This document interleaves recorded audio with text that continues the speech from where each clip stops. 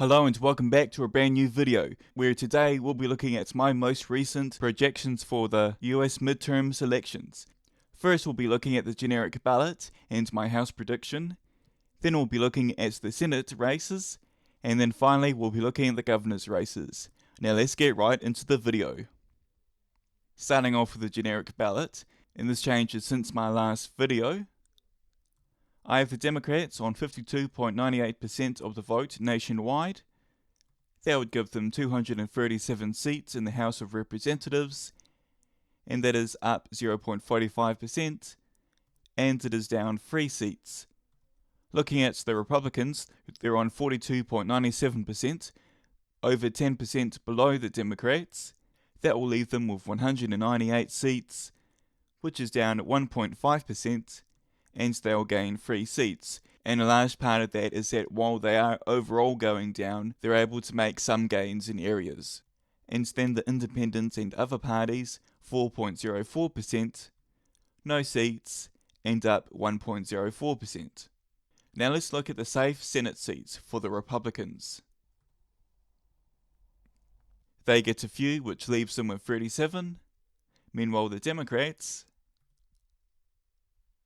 also pick up a number and move Virginia, New Jersey, and Colorado into the safe column. Now looking at the likely seats for the Republicans.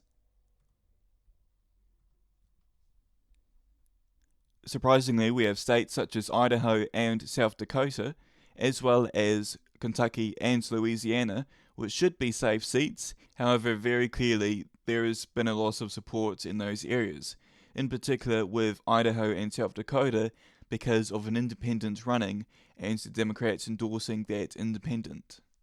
Now looking at the Democrats' likely seats. 2 seats that you would expect, New Mexico and Minnesota. However, Jon Ossoff is expected to be re-elected to his seat with quite a considerable margin, enough that it is all but assured that he will win re-election. And that will leave the Democrats with 45 seats. Now let's look at the more closer races.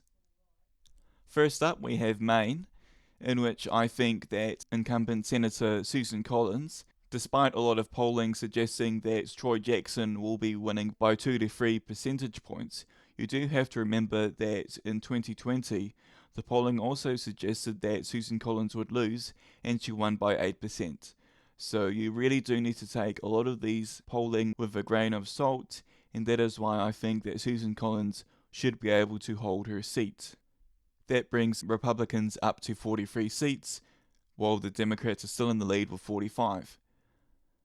Now looking at South Carolina, we have incumbent Senator Darlene Graham, who has replaced her brother Lindsey Graham, who only a month ago passed away, and as a result she was appointed to the seat. In having said that, South Carolina, while it has always been a Republican seat, it has always been a soft Republican seat, and I do expect the margin will be quite close. However, I think that for now Darlene should be able to hold the seat.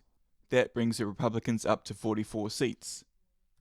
Now looking at Arkansas, I expect that Tom Cotton should be able to hold the seat against Hallie Schoffer, with a reasonably strong performance from Jeff Wadlin, picking up 3.5 percentage points, who will almost certainly take some support from the Republicans, however not enough to defeat Tom Cotton. The Republicans are now level with the Democrats. Now that brings us to Ohio, in which I expect that Sherrod Brown should be able to take the seat from Jon Husted and become a senator for Ohio again, with a majority of support, while Bill Redpath of the Libertarians should also take a few votes from Jon Husted. The Democrats now lead 46-45. Now looking at Nebraska, where I expect that despite a strong challenge from Dan Osborne, the independent who has been endorsed by the Democrats, that Pete Ricketts, the incumbent MP, should be able to nearly hold the seat. The Republicans and Democrats are now level. Now looking at New Hampshire, I expect that Chris Pappas should be able to defeat John E. Sununu in another interesting close race. The Democrats now have 47 seats, the same amount of seats that they currently have leading into the midterms. Now looking at North Carolina, I expect that former Governor Roy Cooper should be able to win the open seat, defeating Michael Whatley. The Democrats now have 48 seats and need 3 more seats to get a majority. Now looking at Mississippi, you might be wondering why I have the Democrats picking up a very strong Republican seat. Well, the reason for that is that Cindy Hyde-Smith is actually quite unpopular in the state, narrowly winning it in 2020, and I expect that based on polling and the nationwide trends, that the Democrat Scott Cullum should be able to defeat Cindy Hyde-Smith. That leaves the Democrats with 49 seats, and they only need 2 seats to get a majority. Moving on to Iowa, I expect that Democratic nominee Josh Turek should be able to narrowly defeat Ashley Hinton from the Republicans. That gives the Democrats 50 seats and 1 more seat to get a majority. And that is where Alaska comes into play, where I expect that Mary Politola should be able to defeat Dan Sullivan with the final tally of ranked choice voting. That gives the Democrats 51 seats. Moving on to Kansas, I expect that Roger Marshall should be able to narrowly hold the seat for the Republicans. That gives the Republicans 47 seats. Then we move on to Texas, where I expect that James Salarico should be able to defeat Ken Paxton for the Senate seat with a very slim majority. The Democrats now lead the Republicans 52 to 47 seats. And for the final seat, being Michigan, I expect that Mike Rogers should be able to narrowly defeat Abdel El-Sayed for the Senate seat. And the final tally for the Senate will be 52-48, according to my current projection. Now looking at the governor races, I expect that the Republicans will have quite a few safe seats, including Vermont and New Hampshire, due to very 2 strong Republican governors in the states. While the Democrats also have a few safe seats, including Pennsylvania with Josh Shapiro. Now looking at the likely seats, the Republicans should be able to hold South Carolina and Florida with likely margins,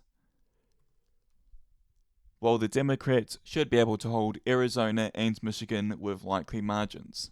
Now moving on to the more marginal seats. First up we have Ohio, in which I think that in a very close race, Vivek Ramaswamy will very narrowly be elected governor of Ohio.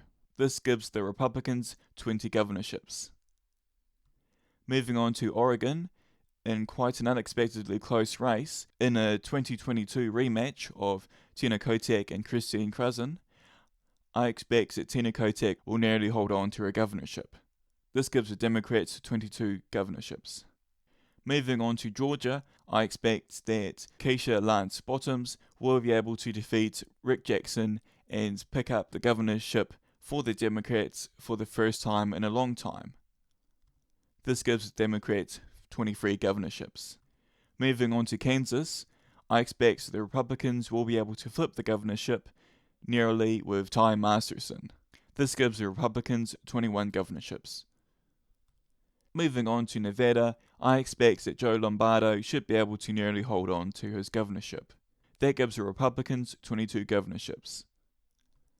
In Iowa, I expect that Rob Sand from the Democrats will be able to narrowly defeat Zach Glenn from the Republicans. This gives the Democrats 24 governorships.